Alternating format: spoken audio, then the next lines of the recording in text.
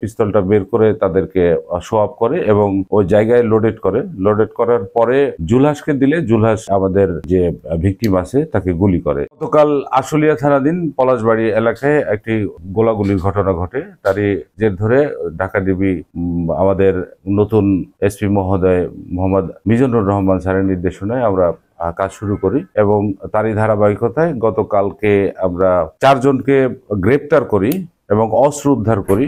এর ঘটনার পেছনে যে ঘটনা ঘটছে, তারা 4 জনই এক মান্নান নামে এক ফ্রেন্ডের বাসায় তারা একত্রিত হয় এবং সেখানে ড্রাঙ্ক অবস্থায় ছিল টিটু, যার বিগত ফ্যাসিস্ট সরকারের ছাত্রলীগের যুগ্ম সাধারণ সম্পাদক পদধারী ছিলেন উনি।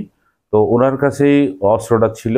উনি নিজের উপস্থিতি এবং নিজের অস্তিত্ব, নিজের আধিপত্য বিস্তারের লক্ষ্যে যে কাজটা করছে, পিস্তলটা বের করে তাদেরকে শো আপ করে এবং ওই জায়গায় লোডেড করে। লোডেড করার পরে জুলহাসকে দিলে জুলহাস আমাদের যে ভিকটিম আছে তাকে গুলি করে। এই সংবাদ আমাদের কাছে আসার সাথে সাথে আমরা টিম নিয়ে বের হই এবং তাদেরকে প্রথমত 2 জনকে আলামিন এবং জুলহাসকে আমরা এনাম মেডিকেলের এখান থেকে গ্রেপ্তার করি। পরবর্তীতে অভিযান পরিচালনা করে টিটু এবং মান্নানকে আমরা পলাশবাড়ি এলাকা থেকে উদ্ধার করি এবং টিটু এবং মান্নানের দেখানো জায়গা থেকে আমরা অস্ত্রটি উদ্ধার করতে সক্ষম হই। আজ আসামিদের জিজ্ঞাসাবাদে তাদের বিরুদ্ধে মামলা প্রক্রিয়াধীন এবং আমরা অলরেডি বিজ্ঞ আদালতে প্রেরণ করছি এবং তাদের জিজ্ঞাসাবাদের জন্য মামলার আরো ঘটনা উদ্ঘাটনের জন্য জিজ্ঞাসাবাদের লক্ষ্যে আমরা রিমান্ডের প্রেয়ার দিয়েছি।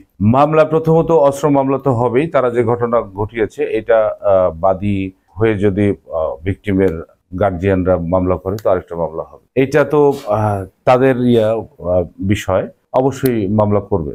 মামলা টিটুর নামে মামলা আছে, আর বাকিদের আমরা কথাই দেখতেছি, যদি মামলা থাকে আমরা জানাবো। হ্যাঁ, অস্ত্র আইনে তো স্বাভাবিক কারণেই পুলিশ বাদী হয়, পুলিশ ছাড়া পাবলিক বাদী হতে পারে না।